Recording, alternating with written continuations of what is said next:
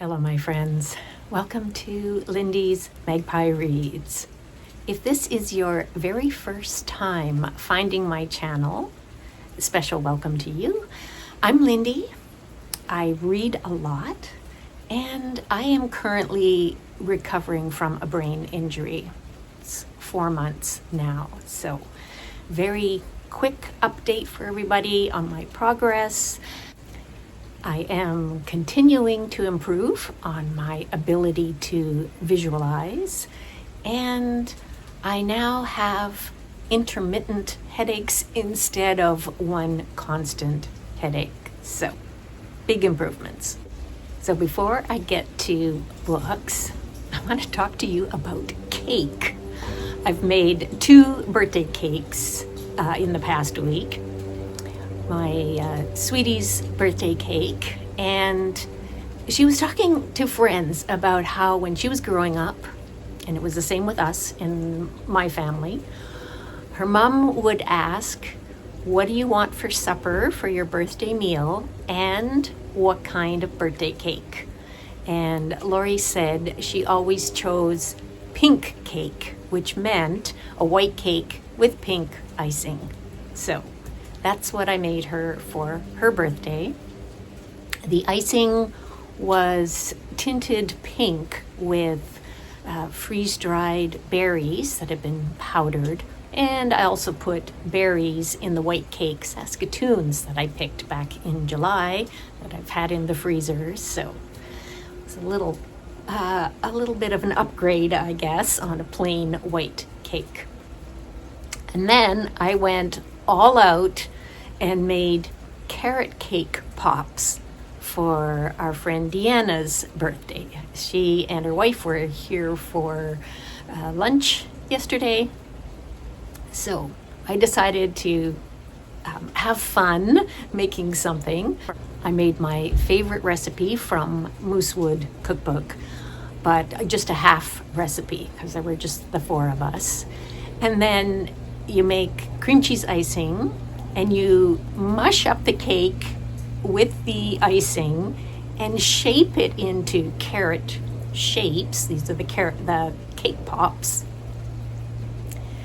Freeze them and then dip them in melted orange candy melts to get the carrot color look. And I found some green Christmas tree gummies to stick on the end for like the carrot tops. This is what they look like. I'll put in a picture. I called it an epic fail. They tasted great, but what I was going for was the recipe that I was following, except instead of using cake mix and purchased icing, I made it myself. It was something from this big fun book of fake out cakes. Now, all of these recipes in here are cakes made to look like something else. Like this creamsicle on the front is actually cake. There's cake that looks like a bag of popcorn. Cake that looks like steak and fries. So in this case, this is chocolate ice cream. The cake is a frozen pound cake that you cut with a crinkle cutter to make these fries. The ketchup is actually strawberry jam, and so on. So I will show you a picture of what the carrot pops were supposed to look like. This is what I was going for. And this book is actually aimed at kids. It's the Food Network magazine, but it's from their children's division. And inside it says, you don't need to be a baking expert. The recipes are easy for everyone, but be not so easy for me anyway.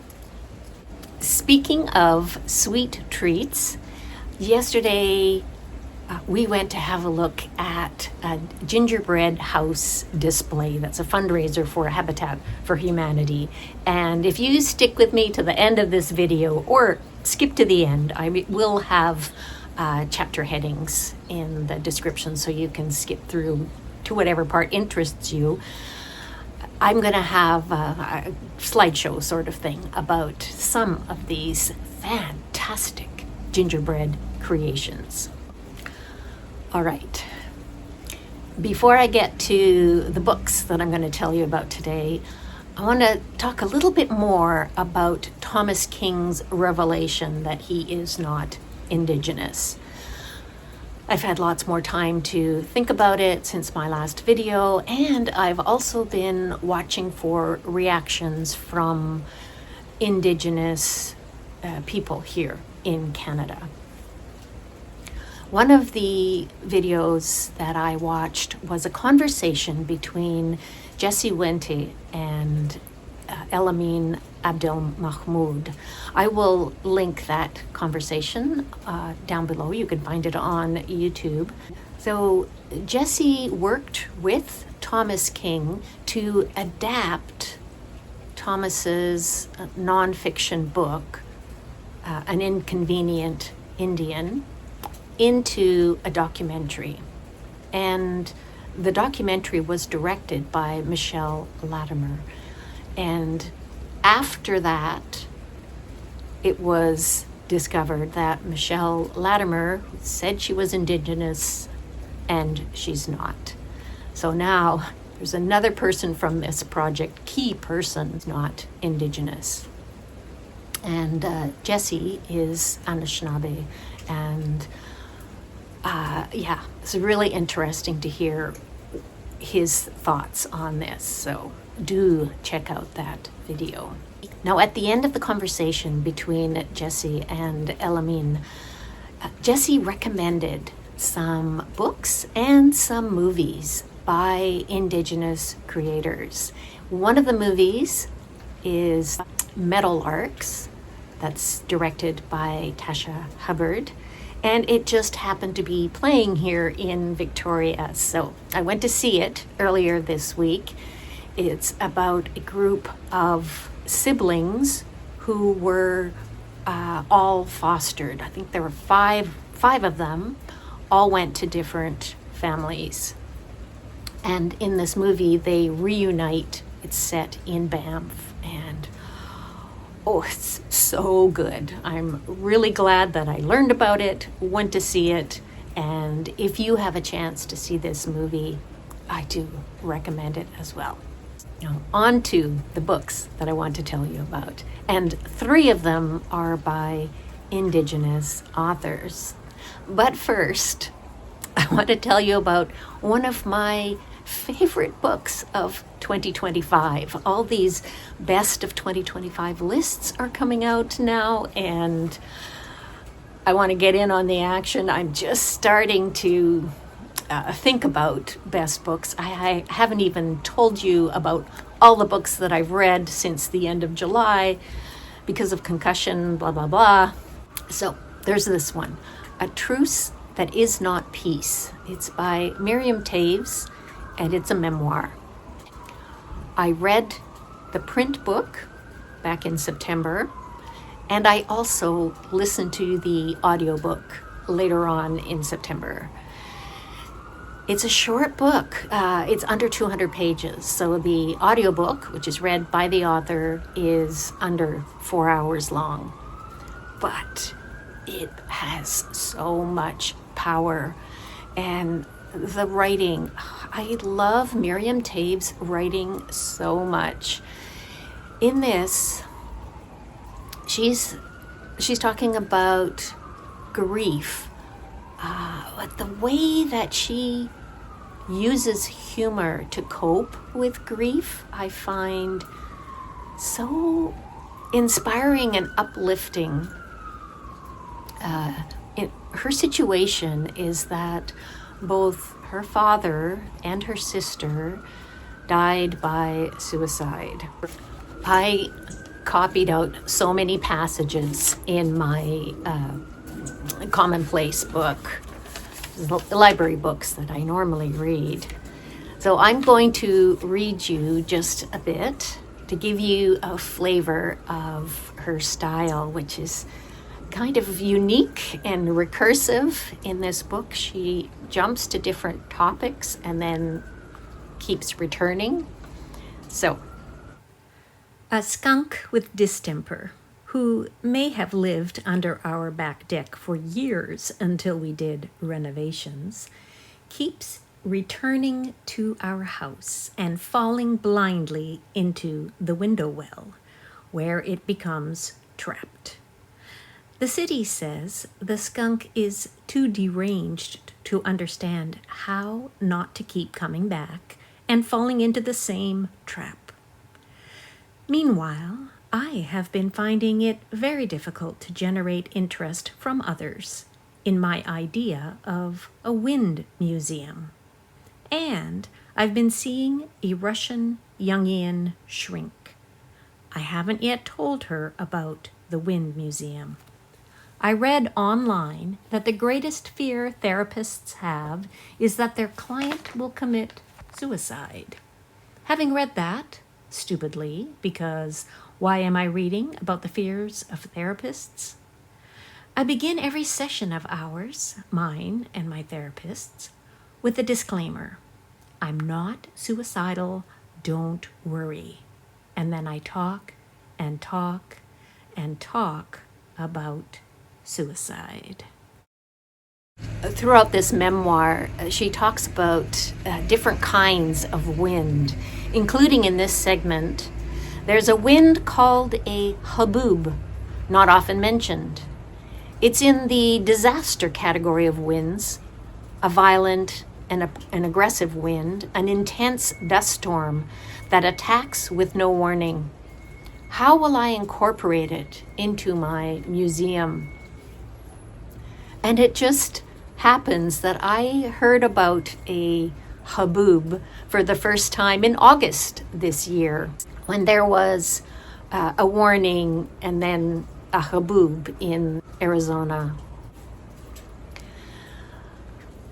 The little collection of books that I am telling you about today mostly have some connection with wind, including this next one, which has wind in the title. Sisters in the Wind. It's by Angeline Boulley, and I listened to the audiobook read by Isabella Star Lablanc, and she also narrated two earlier books by Angeline Boulley that are interconnected with this one, but each one is a standalone. So the first one was Firekeeper's Daughter, which came out in 2021. Warrior Girl Unearthed. It came out in 2023. So we've got fire, earth, and now wind. And I'm guessing the next book that she's working on is going to be water, maybe? Anyway, and Angeline Boulley is Chippewa. In Sisters in the Wind, the central character is Lucy Smith. She's 18. She was raised by her white father, never knew her Indigenous mother. And her father died of colon cancer. And so after that, Lucy was in the foster care system. So the Indian Child Welfare Act in the US and the foster system, this is something that it was central also to that movie I was just telling you about, Meadowlarks. Interesting how there's this synchronicity. Anyway, the book is a thriller with a propulsive plot. There are two timelines, the present day and then also the one from the past. We follow Lucy's life as she gets older and older and older until it intersects with the present day. This is a YA novel for ages 14 and up. Next, I have a couple of poetry collections with quotes about wind. I'll get to those poems in a bit. The first poetry collection is this one by Joséphine Bacon. It is called Uiesh, Somewhere. It's a dual language collection. Uiesh is Innu Aimun, which is the Innu language. Joséphine Bacon is Innu, and she was born in 1947 in Pessamit in Nitassinan. Nitassinan is the traditional Innu territory that encompasses an area of present-day Labrador and eastern Quebec. I first encountered the work of Joséphine Bacon in a project that I did with Jolene of Bookworm Adventure Girl, Best Canadian Books of the 21st Century.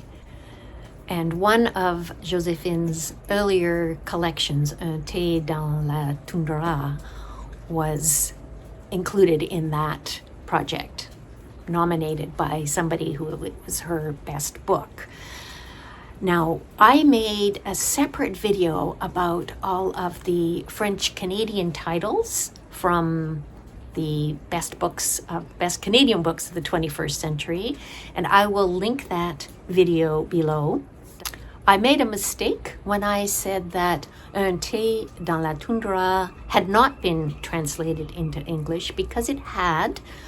The book came out in 2013, and it apparently was translated by Donald Winkler and came out in 2017 by Bookland Press, but it's not currently showing on Bookland Press's website, so I don't know if it's just no longer in print or what's the deal there.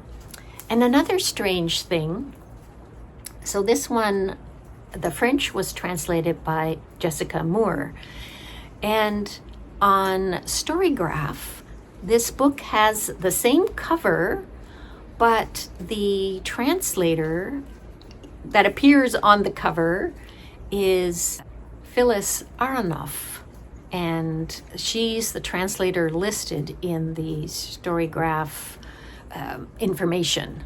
So I don't know what the deal is with that. So let's get to Joséphine Bacon, who is an Innu elder, and she writes in both Innu Aimun and French. She says, "The poems I write are for those who are to come." I am going to read you a poem about the wind. I live wide as the wind, feel its beauty. Wind takes me in its arms, whistles a melody I want to write. Throughout this collection, Joséphine really evokes the expanse of land, her traditional territory, in simple language. I want to read just a couple more short bits. For my friends who are struggling with insomnia, there's this. Insomnia murmurs to hold back the night. I imagine myself alive. The hardest moment is often life. And for all of you who are struggling with hard moments in life, I want to chase away your pain, give you the smile of a star. I have more wind quotes from another poetry collection. This time it is Billy Ray Belcourt's The Idea of an Entire Life. This book as well as A Truce That Is Not Peace. Both appeared on Time Magazine's 100 Must-Reads of 2025. There were 6 Canadian books on that must-read list. I will include a link below if you want to see what the other Canadian titles were and the other books on the 100 must-reads. Billy Ray Belcourt is a queer Cree writer from Driftpile Cree Nation in northern Alberta. His very first poetry collection, This Wound is a World, won the Griffin Poetry Prize. He's also written autobiographical essays, he's written a novel and a short story collection. So here are the Wind quotes. What is the subtext of my sadness? How do I live in the world if I don't love it? Many days I'm hysterical. I remember the wind and what the wind rustles through. Also, here's something that he says he wants for his own gravestone. His biggest regret was that he wasn't the wind. There's another passage that I'd like to read to you. When I'm writing a novel, it seems the reader is a fish I'm trying to transport in a small, clear bag back to the river. Sometimes I read novels and I'm like, does this book even care about real people with real problems? The illustration that I've used with this quote comes from the next book I want to tell you about, SOS Water. It is written and illustrated by Yayo, who is a creator from Colombia who now lives in Canada. SOS Water won the Marilyn Bailey Prize for children's picture books at the Canadian Children's Book Centre. In it, we've got Rosa, who is a talking goldfish, and her friend, the sailor, and she wants a better life outside of her goldfish bowl prison. And so throughout the book, he's taking her to different places, and it doesn't matter where they go. There are plastic bottle garbage everywhere. So it's a whimsical approach to environmental degradation and pollution. And there's also some fine print. So, for example, advice not to release goldfish into waterways because they can become invasive. And even in the one at the end where it's about drinking tap water instead of bottled water, there is a fine print: before drinking tap water, check if it is potable. And there is a happy ending in here. The book is suitable for ages 4 to 7 and adults reading with children. Speaking of children's books, I want to tell you about The Sunshine Project by Krishnaswami. This book was a gift to me from the author. So the reason that I know Krishnaswami is because she lives here in Victoria, BC, and her earlier book, which I've talked about on this channel, is Birds on the Brain. And last month it won the City of Victoria Children's Book Prize. Some of you might know this already. I am on the board of the Victoria Book Prize Society, we are at arm's length from the judging. The jury is entirely separate from us. So it was a surprise to me to find out that Birds on the Brain was the winner.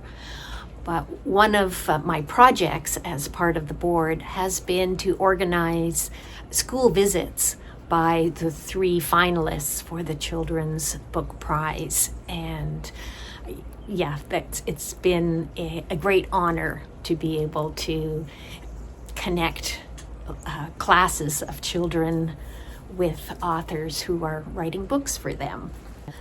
Okay, so on to the book itself.